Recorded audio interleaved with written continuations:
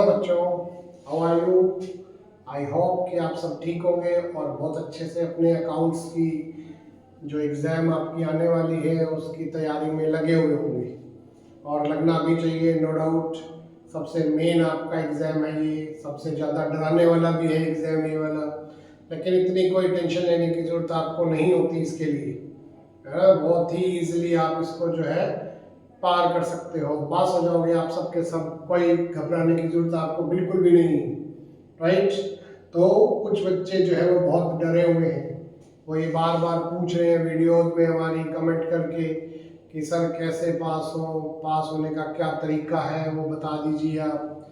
जिन बच्चों ने कभी कोई पढ़ाई नहीं की ना, जो स्कूल नहीं गए पूरा टाइम, बहुत कम स्कूल जाते हैं, कई बच्चे ऐसे होते हैं इरेगुलर किसी भी कारण से, है ना। कोई पर्सनल रीज़न हो सकता है उनके, या और भी कोई रीज़न हो सकता है। और कुछ बच्चे कोई कोचिंग वगैरह भी नहीं ली किसी ने, तो उन बच्चों को अब बहुत दिक्कत आ रही होगी। अब इन 4-5 दिनों में उनको सारी अकाउंटेंसी पढ़ रही होगी, तो ये बहुत ही डिफ़िकल्ट टास्क उनके लिए अब बन गया होगा। तो अब इस प्रॉब्लम को कैसे सॉर्ट आउट करें, मेन प्रॉब्लम है ये। तो कैसे, उन बच्चों को भी तो पास होना ही है ना। अब उन बच्चों के लिए भी कुछ तो करना पड़ेगा हमें, कुछ तो हमें उनके लिए सोचना पड़ेगा। जो खुद सारा साल नहीं पढ़ पाए वो बच्चे, तो अब क्या करेंगे वो बेचारे। चलिए देखते हैं, तो कुछ तो हम सोचें उनके लिए। तो बता देता हूँ मैं आपको कि आपको पास होने के लिए जो है वो क्या क्या करना है। तो ध्यान से सुनना भाई, आपके पास आज की रात है, या यूँ कहो कि भाई कल का तो दिन बाकी है ही ना।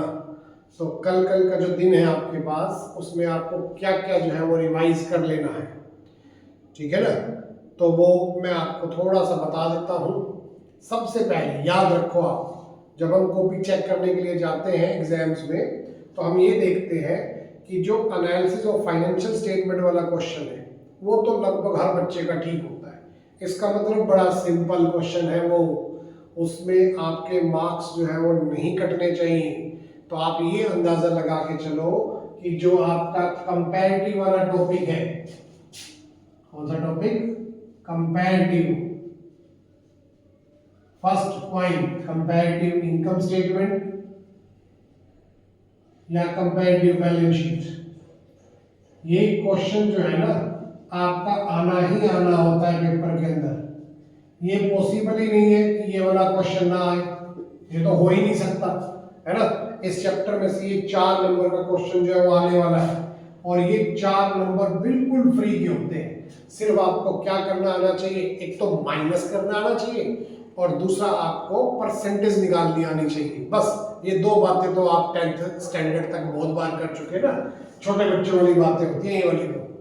तो आपको एक तो इस चैप्टर को तैयार कर लेना है, कंपैरेटिव इनकम स्टेटमेंट। और ये आपका जो बुक है एनालिसिस ऑफ फाइनेंशियल स्टेटमेंट, उसका 3rd चैप्टर है ये, राइट। तो 3rd चैप्टर में से आप ये वाला क्वेश्चन जो है प्रिपेयर कर लीजिए, number 1।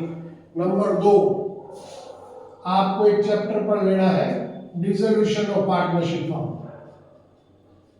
Dissolution of partnership form.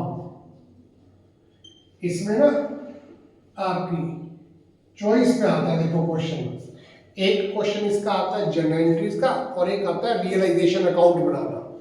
ये दोनों ही बहुत इजी हैं। कुल मिला के आपको 6 या 7 एंट्रीज याद करनी पड़ेगी, समझनी पड़ेगी, याद तो नहीं होती है, समझनी पड़ेगी। सिर्फ 6 या 7, और ज़्यादा से ज़्यादा कर लो तो 10 होंगी, इससे ज़्यादा एंट्रीज आपको नहीं करनी है। तो एक तो एंट्रीज और उसके साथ चॉइस में आता है आपका रियलाइजेशन अकाउंट प्रिपेयर करना, जो बहुत ही सिंपल होता है, ठीक है ना। और आपके इसमें अगर ये 4 मार्क्स का है तो 4 मार्क्स आपके इसमें बन सकते हैं। फिर इसके अलावा आपके पास जो बिल्कुल सिंपल पॉइंट है वो है आपका कंपनियों की बैलेंस शीट, कंपनियों की बैलेंस शीट। बैलेंस शीट जब आप पढ़ोगे ना, तो आप ना 2 क्वेश्चन कर पाओगे, 7 नंबर के 2 क्वेश्चन कर पाओगे। एक तो देखो 3rd बुक में बैलेंस शीट के हेडिंग और सब हेडिंग याद कर लीजिए, हेडिंग और सब हेडिंग याद कर लीजिए, वो तो आना ही आना है। 3 नंबर का वो क्वेश्चन आना ही आना है, और वो बहुत ही सिंपल होता है।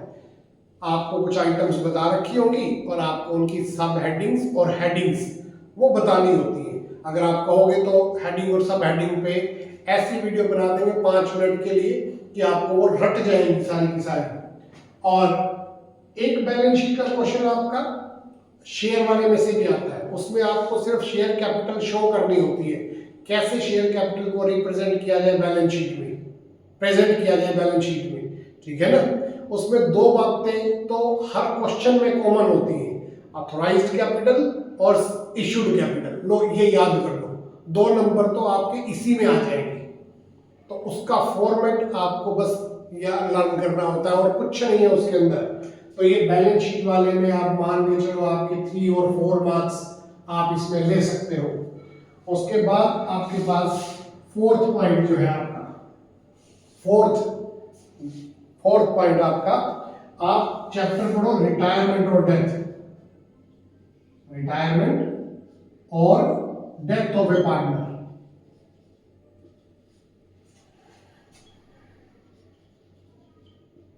डेथ ऑफ ए पार्टनर, तो रिटायरमेंट के साथ चॉइस में एडमिशन वाला चैप्टर आता है, वो मुश्किल होता है थोड़ा सा, उसको मत करो आप रिटायरमेंट वाले चैप्टर को करो, ठीक है, और डेथ वाले टॉपिक को करो।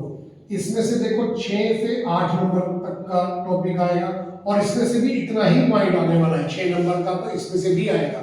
तो ये लगभग आपका 10 से 12 नंबर का जो है वो टॉपिक हो जाता है।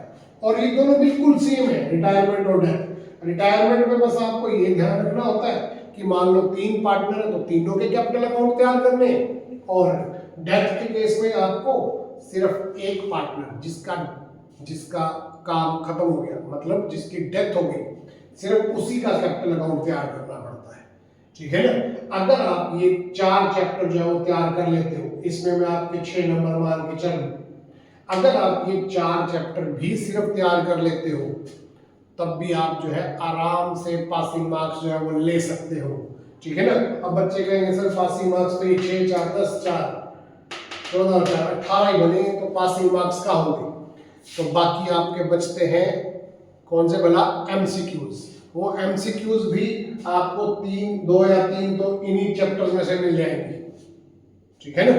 और फिर अगर आपको कोई एमसीक्यू क्लियरली आता हो अच्छे से तो उसका आंसर दो आप, अदरवाइज आप एक ऑप्शन चुन लो कि भाई मैंने तो सब पे बी लगाना है या मैंने तो सब पे सी लगाना है, क्योंकि आमतौर पे हम ये देखते हैं कि आंसर या तो बी होता है या तो सी होता है, ठीक है ना। तो अगर आपके वहां पर भी 6 या 7 क्वेश्चन जो है वो आ जाते हैं, ठीक हो जाते हैं, तो आपके मार्क्स जो है वो 24 25 26 तक पहुंच जाते हैं, और उसके बाद आपको सीबीएसई जो है वो पास करने की छूट दे देता है फिर, ठीक है ना। तो आप जो है पासिंग मार्क्स ले सकते हो। ये सिर्फ उन बच्चों के लिए मैं बता रहा हूँ कि जिनको बहुत ज्यादा प्रॉब्लम है अकाउंटेंसी के अंदर, सब बच्चों के लिए ये बात नहीं कह रहा हूँ मैं। जो बच्चे अच्छे हैं, जिनको अकाउंटेंसी आती है, वो अच्छे से हर चीज की तैयारी करें, उन बच्चों को 95 से ऊपर का टारगेट बना के चलना चाहिए, ठीक है ना। उनको पासिंग मार्क्स का टारगेट नहीं बनाना है। ये वीडियो सिर्फ उन बच्चों के लिए है जो पासिंग मार्क लाने में भी अपने आप को असफल मान रहे हैं, ठीक है ना। तो उनके लिए है ये सिर्फ वीडियो। चलिए मिलते हैं फिर आपसे नेक्स्ट वीडियो में। सब्सक्राइब कर लीजिए मेरे चैनल को और लाइक कर दीजिए इस वीडियो को। Thank you, have a nice day, bye bye.